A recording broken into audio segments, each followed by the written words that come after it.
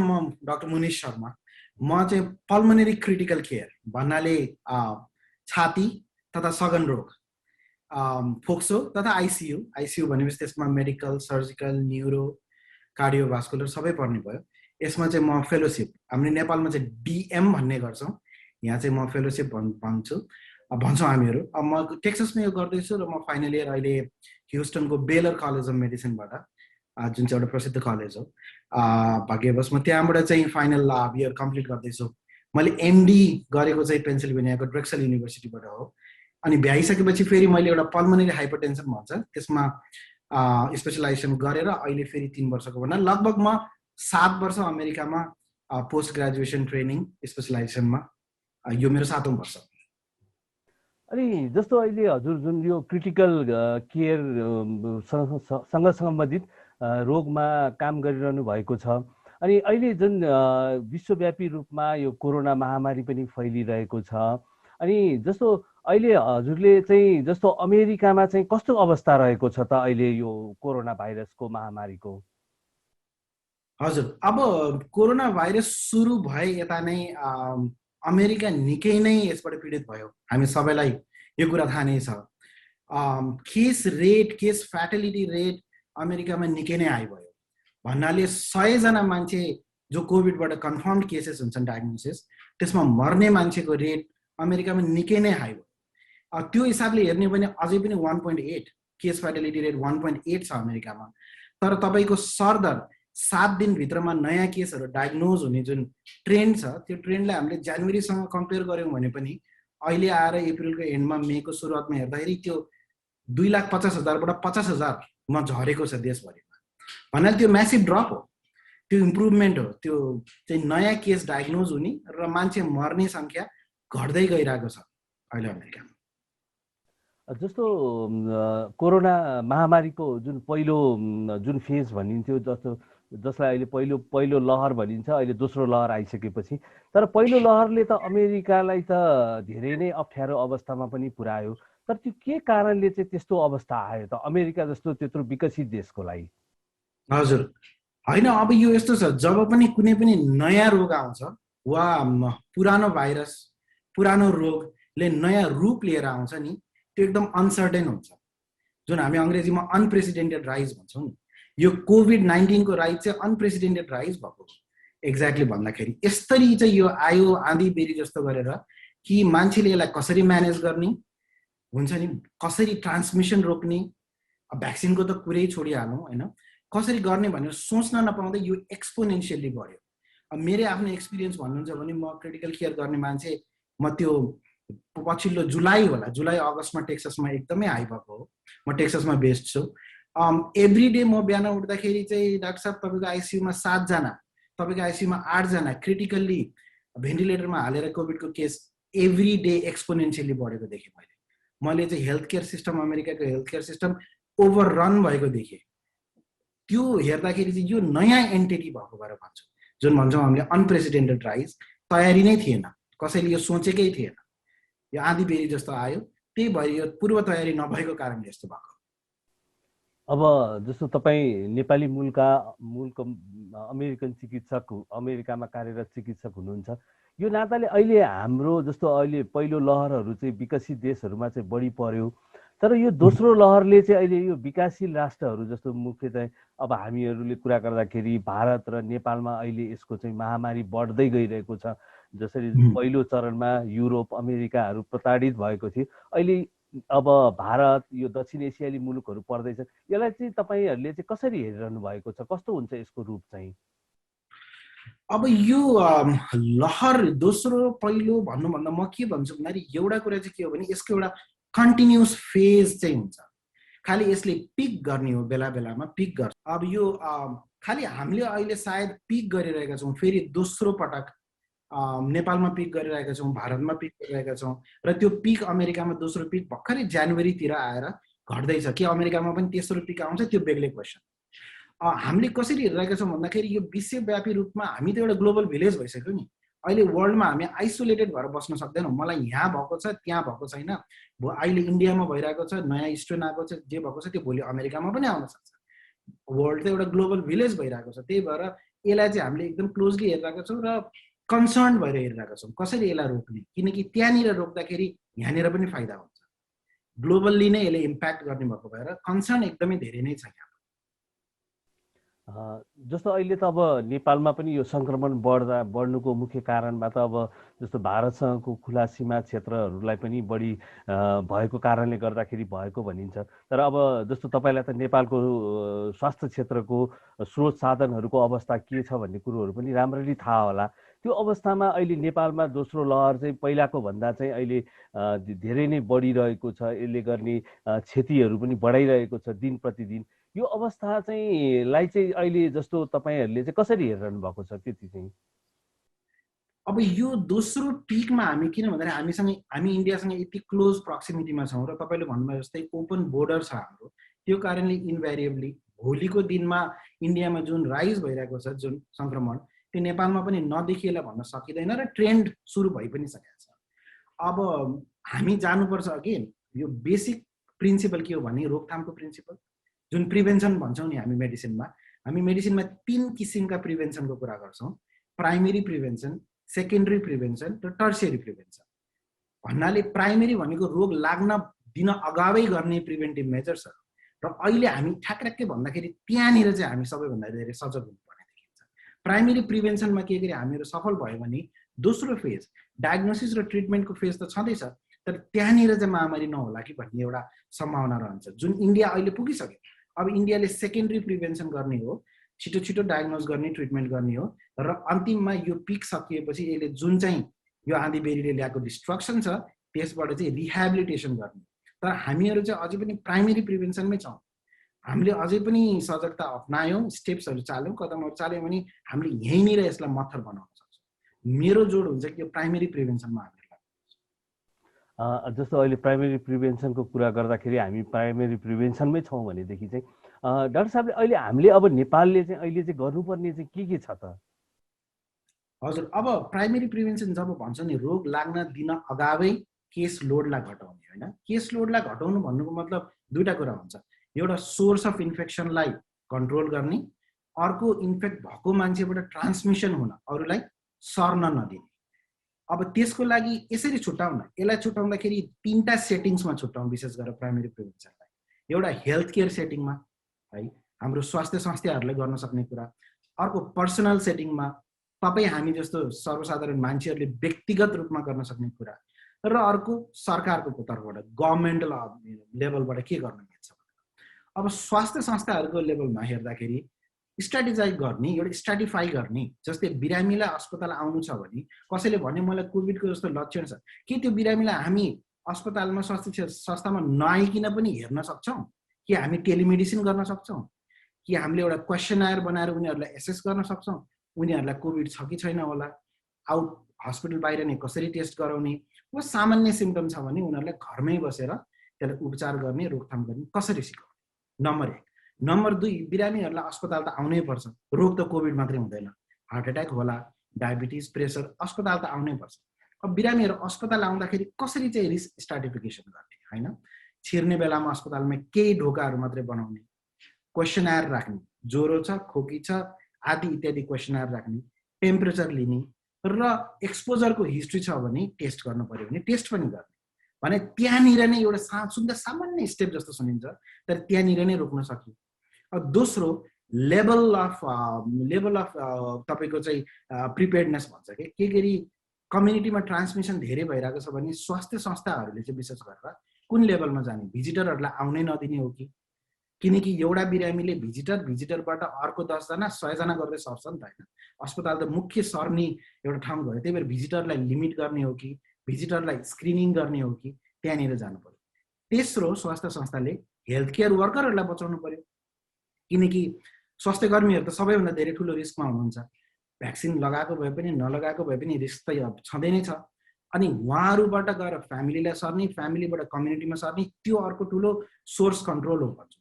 त्यही भएर स्वास्थ्य कर्मीहरूलाई के गर्ने, रेगुलरली आफ्नो सिम्टमहरू मोनिटर गर्न भन्ने, अगेन क्वेसनायरहरू बनाउने, टेम्परेचर चेक गर्ने, एक्सपोजर छ भने आइसोलेसनमा राख्ने, वा चाहिँ डायग्नोसिस भएको छ कसैलाई भने त्यो सोर्सलाई पहिचान गर्ने र कन्ट्याक्ट ट्रेसिङ गरेर सबैलाई टेस्ट गर्ने। यो म भन्छु स्वास्थ्य संस्थामा प्राइमेरी प्रिभेन्सन। अब व्यक्तिगत रूपमा प्राइमेरी प्रिभेन्सन कसरी गर्ने? तपाईँ हामी अहिले लकडाउनमा बसिरहेका छौँ नेपालमा होइन, मेरो फ्यामिली पनि बसिराख्नु भएको छ। अब हामीले पर्सनल उसमा चाहिँ यी सुनिरहेका कुराहरू, सोसियल डिस्टेन्सिङ गर्ने, कसैसँग संसर्गमा आयो भने 6 फिटको दूरी मेन्टेन गर्ने, किनकि यो त basically human to human transmission हुने त हो। घरबाट बाहिर जाँदाखेरि मास्कको प्रयोग गर्ने र अब हात धुने र सर्फेसहरूलाई बनाएर टेबल कुर्सी जति पनि सर्फेसबाट हामीहरू कन्ट्याक्टमा आउन सक्छौँ त्यसलाई डिसइन्फेक्ट गर्ने सामान्य कुराहरू प्राइमेरी प्रिभेन्सनको लागि व्यक्तिगत रूपमा। अब सरकारको तर्फबाट वा पोलिसी मेकिङको तर्फबाट के गर्न सकिन्छ त प्राइमेरी प्रिभेन्सन? अननेसेसरी ग्यादरिङ्सहरू, भेलाहरू, मेलाहरू गर्नबाट रोक्ने, जस्तै हामीले इन्डियामा देख्यौँ नि अहिले होइन। हुन त धार्मिक हिसाबले त्यो बहुत महत्त्वपूर्ण कुरा हो, कुम्भको मेला भयो, तर केही कुराहरू हामीले अहिले रोक्न सकिन्छ भने रोक्ने, मिटिङ्स ग्यादरिङ्सहरूलाई रोक्ने, अनावश्यक ट्राभलहरू गर्न नदिने। ट्राभल गर्दा पनि मेजर सिटिजहरूको बिचमा, ठुल्ठुला सहरहरूको बिचमा ट्राभल छ भने टेस्ट पो गर्नुपर्ने हो कि आइसोलेसन पो गर्नुपर्ने हो कि त्यतातिर लाग्ने। यसरी डिफ्रेन्ट लेभलबाट हामीहरूले छुट्याएर सोच्यौँ भने प्राइमेरी प्रिभेन्सन त यहीँ भइहाल्यो। अब जस्तो अहिले डाक्टर साहबले भन्नुभयो जस्तो एउटा हस्पिटलबाट एउटा खतरा छ, एउटा समाजबाट खतरा छ। तर अहिले हाम्रो अवस्थाहरूमा चाहिँ बढी हेर्दाखेरि चाहिँ जस्तो अस्पतालबाट सर्ने सङ्क्रमण भन्दा बढी यो समाजभित्र चाहिँ बढी सङ्क्रमणहरू फैलिरहेको छ। अनि अब जस्तो डाक्टर साहबलाई चाहिँ अब जस्तो यो बेलामा चाहिँ जस्तो भनौँ न आम सर्वसाधारण मान्छेहरूले गर्ने दैनिक व्यवहार र उनीहरूको आचरणहरू कस्तो किसिमको हुनुपर्छ जसले गर्दा चाहिँ यो रोगको चाहिँ फैलावटलाई चाहिँ रोक्नलाई चाहिँ मद्दत गर्छ? हो, एक्ज्याक्टली हो, कम्युनिटी ट्रान्समिसन नै एउटा मुख्य स्रोत हो।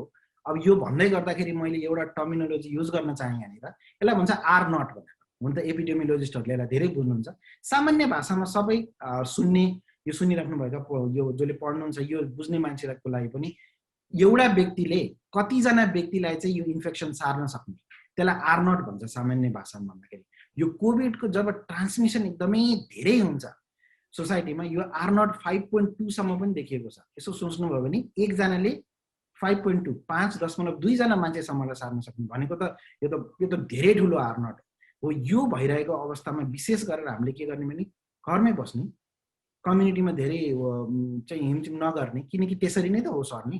Again human to human transmission नै हुन्छ कोभिडको मुख्यतया। भनेपछि मान्छेले मान्छेको कन्ट्याक्ट घटाउने, नम्बर 1। नम्बर 2, बाहिर जान पर्यो भने पनि मास्कको प्रयोग गर्ने। सिम्पल सर्जिकल मास्क भए पनि लगाउनु पर्छ। म यसलाई यति इम्फेसाइज गर्न चाहन्छु आज, यो मेसेज मेरो पुगोस्। स्वास्थ्य संस्थाहरूमा त स्वास्थ्य कर्मीहरूले N95 लगाउनुहुन्छ, P100 लगाउनुहुन्छ, सुनिराख्नु भएको होला। तर हाम्रो तर्फबाट सिम्पल मास्क भए पनि लगाउने। एउटा इन्ट्रेस्टिङ डेटा म भन्न चाहन्छु। अमेरिकाको यो मिजोरी भन्ने ठाउँमा चाहिँ 2टा हेयर स्टाइलिस्ट रहेछन्। त्यो हेयर स्टाइलिस्टहरूले चाहिँ अब दिनमा कतिजना कस्टमरहरू हेऱ्यो होला होइन, उनीहरू 2टै इन्फेक्टेड रहेछन् कि, तर उनीहरूले चाहिँ सिम्पल मास्क लगाएका रहेछन्, सर्जिकल मास्क। र उनीहरूले लगभग 1 हप्ताको भित्रमा 139 जना उनीहरूको कस्टमरहरूलाई, हेयर स्टाइलिस्ट त नजिकै हुने भयो नि होइन आफूसँग, उनीहरूले 139 जना कस्टमरहरूलाई केयर गरेका रहेछन्। सरप्राइजिङली नन अफ देम, 139 मध्ये कसैलाई पनि इन्फेक्सन हुन पाएन।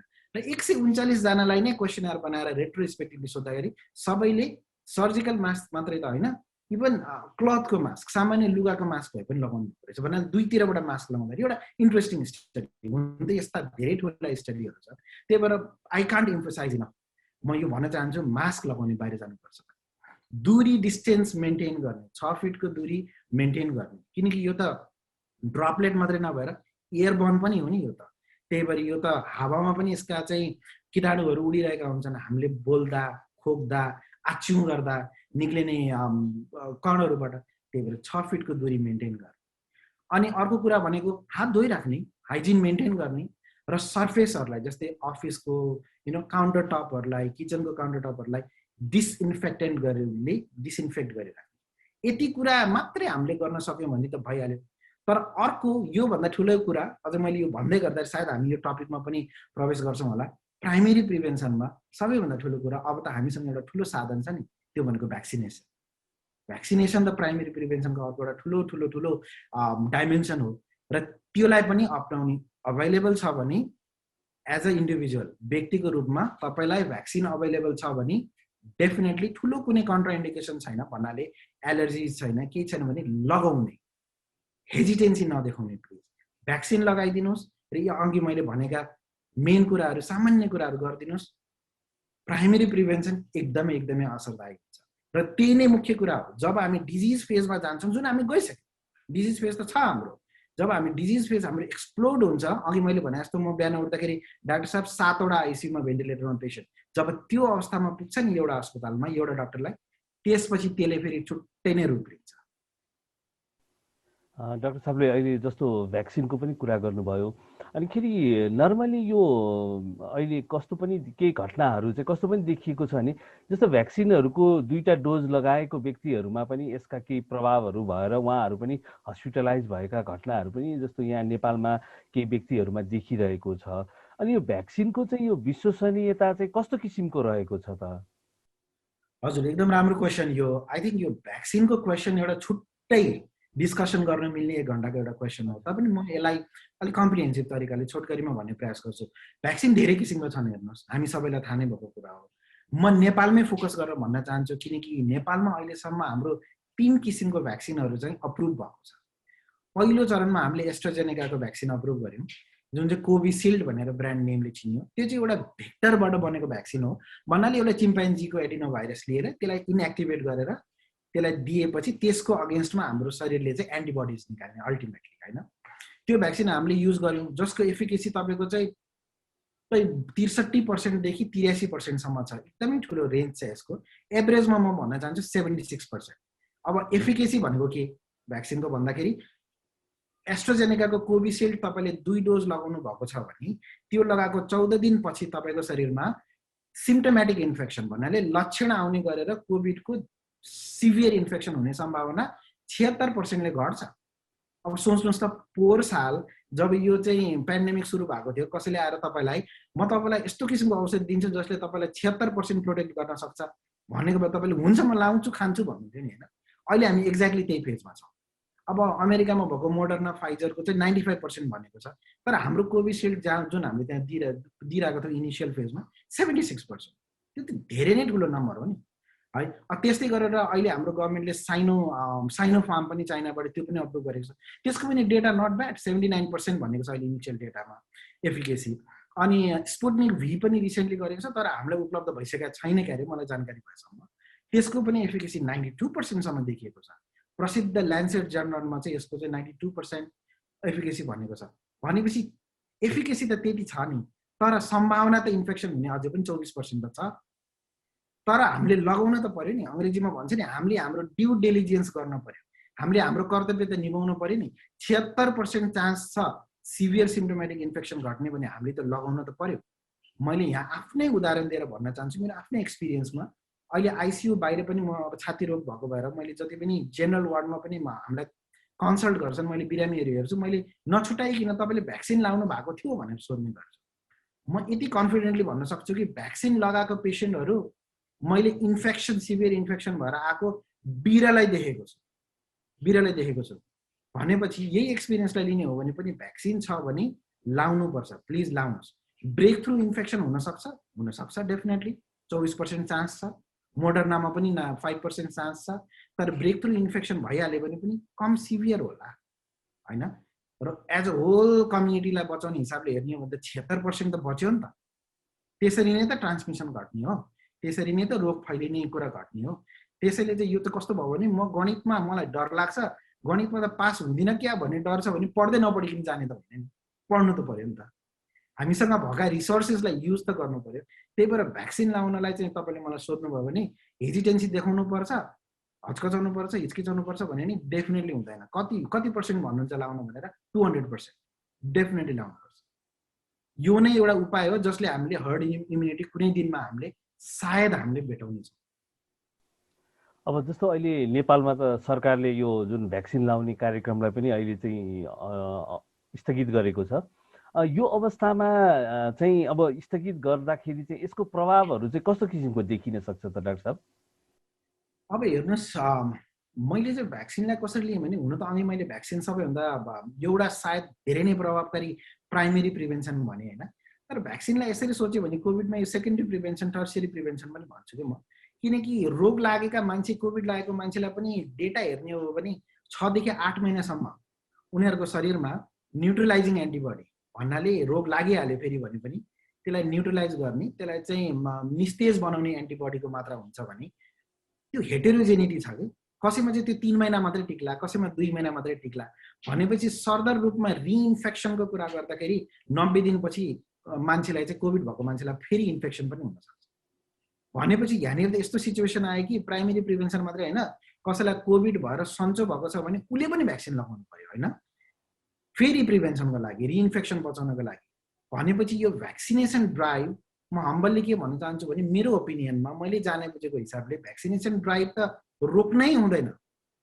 हो अहिले कोभिडको सर्ज भइरहेको बेलामा, केसेसहरू बढिरहेको बेलामा खोप केन्द्रहरू बनाएर मान्छेलाई परिचालन गरेर, स्वास्थ्यकर्मीहरूलाई परिचालन गरेर भ्याक्सिनेसन लगाउन, खोप लगाउन अलिकति च्यालेन्जिङ भएको होला, तर यसलाई हामीले रोक्नु हुँदैन। हाम्रा रिसोर्सेसहरूलाई परिचालन गरेर यो भ्याक्सिनेसन ड्राइभलाई चाहिँ हामीले कन्टिन्यू गर्नुपर्छ। अझ म त भन्छु यसलाई अझै सशक्त बनाउनुपर्छ, नत्र त भोलि हामीले क्याचअप गेम खेल्ने भन्छ नि, हाम्रो नम्बर झर्छ अनि हामी त्यसलाई भेटाउनलाई दौडिरहेका हुन्छौँ फेरि। त्यही भएर भ्याक्सिनेसन चाहिँ जारी राख्नुपर्छ। अब यो भ्याक्सिनको विषयमा डाक्टर साहबले बहिनी भन्नुभएको जस्तो गरेर अर्को सत्रमा पनि हामी फेरि पछि कुनै दिन चाहिँ एकचोटि विशेष कुराकानीहरू गर्नेछौँ डाक्टर साहबको अनुभवहरूलाई लिएर।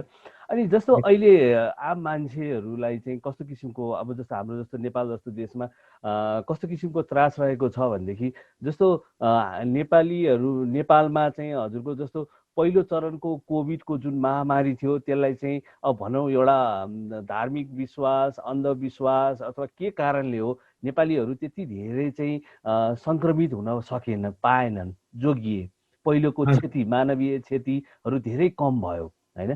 तर अहिले यो दोस्रो चरणले चाहिँ एकदमै मानवीय क्षतिहरू चाहिँ दिन प्रतिदिन अहिले नेपालमा अत्याधिक बढाउँदै लैरहेको छ।